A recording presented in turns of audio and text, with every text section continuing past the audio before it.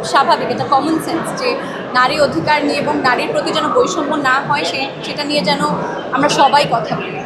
জলে জলে তারা, অরুণ চৌধুরী পরিচালিত, খুব ভালো লাগছে কারণ ছবিটা ভালো ছিল এবং আমরা খুব কষ্ট করে কাজটা করেছি। আমাকে অনেক কষ্ট করতে হয়েছে, একটা সার্কাসে কাজ করি এরকম একটা মেয়ের চরিত্রে, তো ভালো লাগছে। কষ্টের স্বীকৃতি পেলে তো ভালোই লাগে। বাস্তবে কি সার্কাস দেখা হয়েছে? না, দেখা হয়নি। বেশ ভালো ছিল, সেইটাই দেখেছি।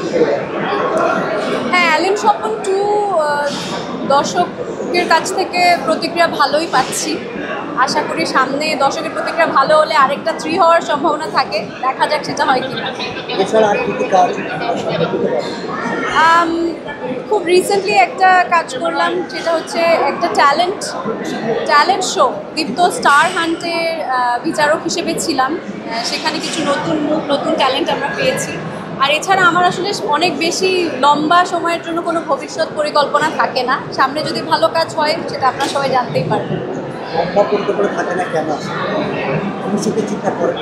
হ্যাঁ, আমি আসলে খুব বেশি লং টার্মে ভেবে বেশি স্ট্রেস নিতে চাই না, কারণ এমনিতেই আমার কাজের অনেক প্রেশার থাকে। সবাই জানে আমি একজন উন্নয়ন কর্মী, আমার একটা ফুল টাইম জব আছে, তার পাশাপাশি অভিনয় করি, তো অভিনয় নিয়ে অনেক লম্বা কোনো পরিকল্পনা তাই করতে পারি না।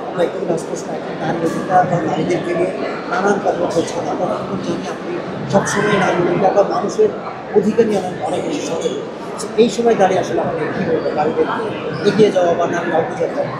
আপনারা সবাই জানেন যে আজকে নারী মৈত্রীর যাত্রা হয়েছিল পার্লামেন্টের সামনে, মানিক মিয়া এভিনিউতে, বিকেল 3টা থেকে। সেখানেও আমি ছিলাম, আমার সাথে আরও অনেকেই ছিল যারা আসলে খুব স্বাভাবিকভাবেই নারীর সমতা এবং নারীর অধিকারগুলোকে প্রতিষ্ঠা করতে চায়।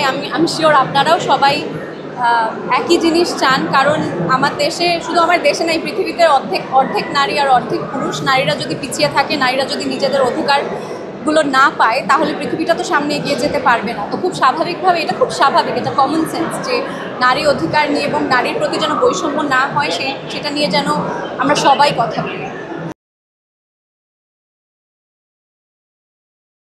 ওয়ালটন আবারও মিলিনিয়ার অফারে ওয়ালটন ফ্রিজ কিনে আপনিও হয়ে যেতে পারেন মিলিয়নিয়ার। মিলিনিয়ার ছড়াছড়ি দেশ জুড়ে, এটা শুধু ওয়ালটেনই পারে।